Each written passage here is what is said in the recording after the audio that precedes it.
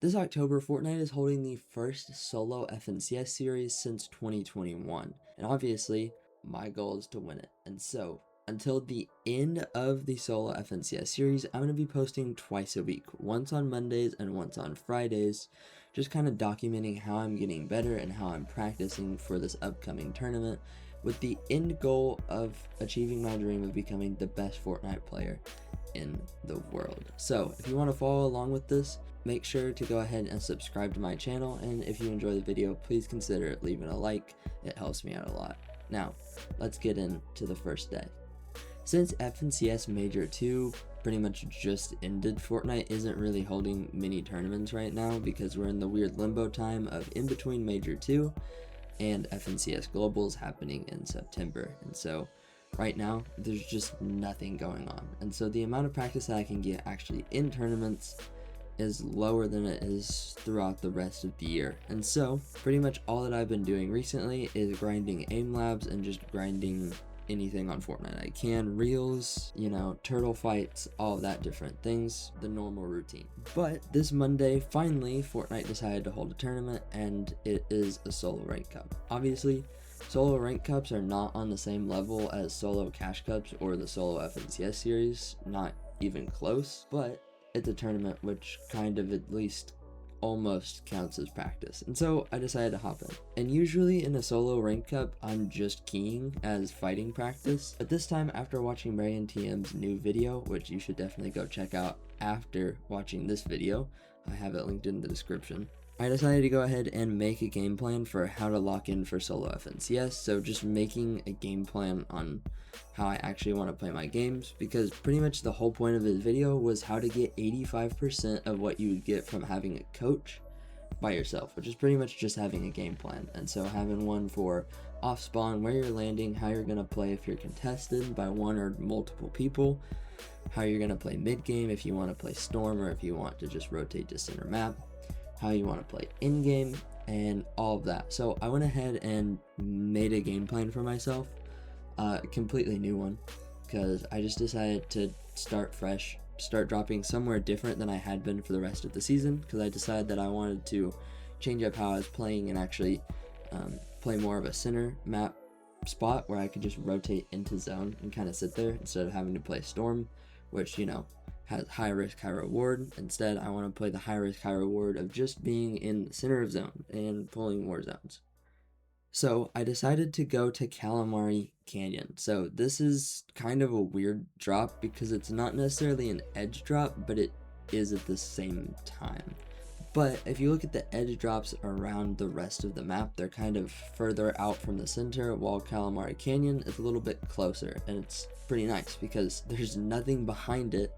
And so even though you're getting more of a center map rotation spot, you aren't getting the downsides of people rotating through your POI whenever zone pulls. And so kind of just claiming this whole area. I had never dropped here before until this tournament, so just decided to hop in and try it out.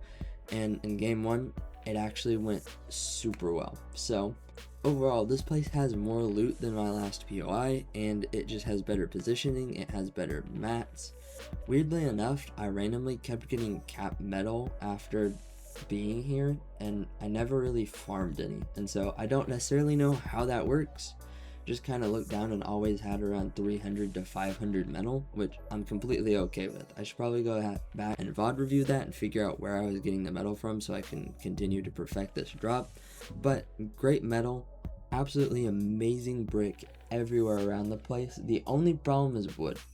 There are like 0 trees around the place, but if you kind of are diligent with where you farm and know which trees actually give good wood, you can get wood pretty quickly and end up having 555 going into the first zone. Also, there's a great vending machine, so I was actually able to get double chug jug pretty much every single game that I played, except for the times when I was contested by like 5 people. And also, part of the game plan that I made was, depending on how many people are contesting me, how I wanted to play that. So if it was just one person, the game plan is to just get a gun and immediately key them and try to take them out. While if there are multiple people, then trying to sit back and kind of let them fight it out. And if there's a good time to, third partying that, and if not, just trying to loot up as much as I can and rotate out so that I don't waste a game. and in multiple circumstances, it's actually worked out really well. As you can see now, there were just a bunch of people fighting around, and so I was just kind of able to spray from on top of this building and ended up getting both of them, which was super great. This game, it was first drop, and so there's literally everyone at the POI, and you know, obviously that's just the risk you're going to run with playing a POI that isn't super far out on the map, is that you're going to have some times where everyone goes there because that's where the bus is, but that's okay. And overall, I only died off spawn like 2 or 3 times, which is insanely different from how it usually goes for me. Usually about like 3 to 4 games go to off spawn, where I just die off spawn, and then past that, it's usually mid game where I really mess up. And so I think in this tournament, unlocking how I should actually play mid game was the biggest difference for me, because I was actually landing at a spot where I got set up to, you know, go on to play a good game, getting mats, getting weapons, getting double chug, getting good mobility, which is just something that I'm not used to because I usually land outer edge map drops that just give nothing. This time actually landing in a real named POI that has good loot was absolutely amazing. Then number 2, I actually had a plan going into mid game. Usually I kind of just float through mid game trying to, you know, move along and try to get to zones and everything, but this time actually having a plan for when I wanted, like the target time for when I wanted to rotate out of my POI, and then trying to, you know, figure out where I wanted to be on the map. Just, you know, overall in this tournament, I just kind of thought a little bit more than I usually do, tried to strategize a little bit more than I usually do, and it ended up turning out really well because I made it to in-game probably I don't know, probably like 8 or 9 out of the 11 games that I got to play, and it's kind of disappointing that I played all 11 of my games.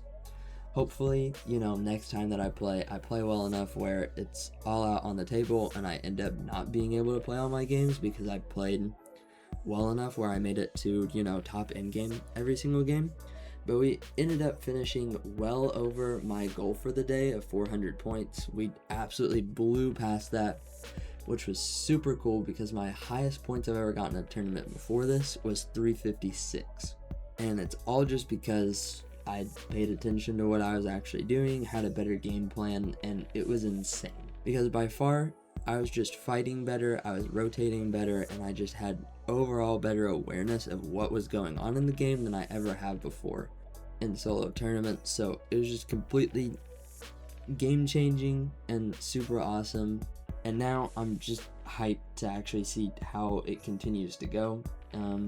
So hopefully this was just one of many small victories that I get to have along the way of figuring out how to actually be, you know, realize all the potential that I have. And obviously this tournament was a pretty great benchmark because it kind of shows me how far I've come in the last couple months in my skill, and then also kind of sets a baseline for the rest of this experience going along to solo FNCS, kind of getting to see where I am now, really what I need to work on the most, and then what I need to, you know, kind of shove to the background that I've been focusing too much on. But this time we're just starting out strong with a good placement tournament to see how we ended up getting 85th place in the tournament overall, so not bad at all.